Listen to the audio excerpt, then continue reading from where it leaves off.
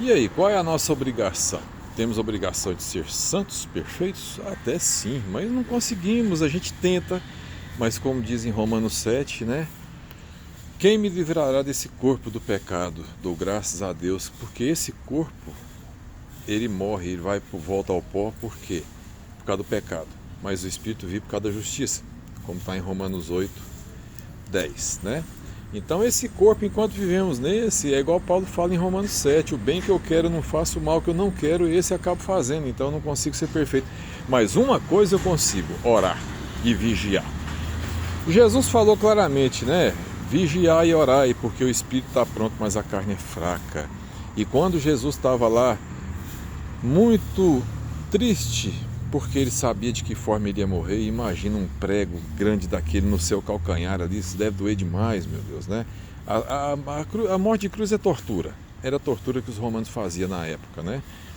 Então Jesus suou gota de sangue e ele estava vigiando, pediu a Pedro e João e Tiago para vigiar com ele e eles estavam dormindo, né?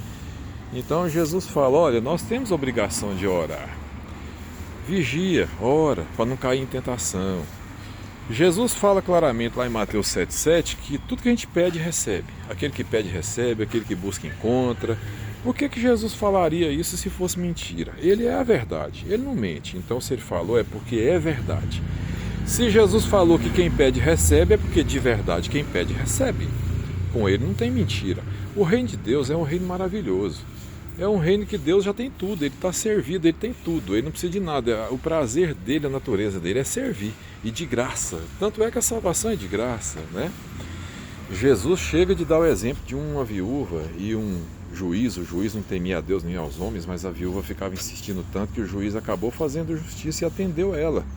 Quanto aí Jesus fala, quanto mais Deus que é bom, rapidamente nos atenderá, né? Ou seja, se a gente parar de pedir, pensa comigo, mesmo nesse planeta corrompido, quando você tem uma família amorosa, que você tem o pai, o patriarca ali, vários irmãos, vários filhos, qual que mais recebe? Aquele que senta no colo do pai e pede. Aquele que mais pede é o que mais recebe, né? Então vamos pedir, não coisa supérflua, né? Porque Tiago escreveu, vocês pedem e não recebem porque pedem mal, para gastar com os vossos deleites. Não, vamos deixar o Espírito Santo conduzir o nosso sentir, pensar, falar e agir, para que até os nossos pedidos, a intenção do nosso coração e os nossos pensamentos sejam guiados pelo Espírito Santo e até os nossos pedidos sejam conforme a vontade de Deus. Não vamos pedir coisa supérflua. Eu não quero riqueza igual o rei Salomão, aquilo perverteu o rei Salomão e vai me perverter também, vai me corromper também, né? Eu quero o necessário, igual o apóstolo Paulo falou, tendo o sustento, o que vestir, o que comer, o que vos cobrir, esteja com isso satisfeito. Nada trouxemos nesse mundo e certo é que nada vamos levar dele. Então nós temos o necessário. O próprio Jesus falou, né? Não andeis inquietos, o que comeremos, o que vestiremos, o que beberemos, porque os gentios, as pessoas do mundo, preocupam com isso. Nós não, nós temos que buscar primeiro o reino de Deus e a sua justiça, e todas essas coisas que necessitamos nos será dado como que por acréscimo, né? Então Jesus manda pedir, vamos pedir o quê? O necessário, principalmente a salvação, a presença dele, o Espírito Santo em nossas vidas, né?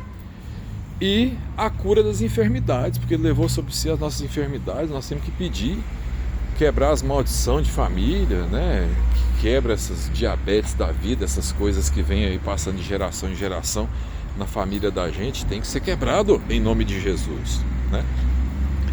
Então é isso, esse vídeo de hoje é falando sobre pedir. Quem pede recebe, quem busca encontra, quem bate a porta se abre. Jesus falou isso em Mateus 7,7. E também se você ler lá em Lucas 11,11 vai contar a mesma história. Inclusive em Lucas 11,11 eu gosto muito porque ele fala que Deus não nega o Espírito Santo aquele que o pede. Quem dá o Espírito Santo é Jesus, é o batismo por fogo do Espírito, né? O Espírito Santo é a presença de Deus em nós. Jesus falou assim, ó, aquele que me ama guardará as minhas palavras, e o Pai o amará e viremos para ele e faremos nele morada. Como é que Jesus faz morada em mim? Como é que Deus faz morada em mim? Através do Espírito Santo. Porque Jesus fez, não foi recebido, ele voltou. Ele está ao lado de Deus, intercedendo por nós, mas está lá no céu, no reino dele, ao lado de Deus. Quem está aqui? O Espírito Santo. Mas como é que você fala isso? É porque em 1 João 5,7 que fala: 3 testificam na terra. É a água, o sangue e o Espírito. Então o Espírito está na terra.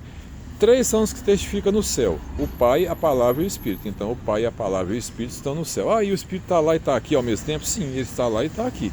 Jesus está lá, Deus está lá, o Espírito Santo está lá, mas o Espírito Santo também está aqui.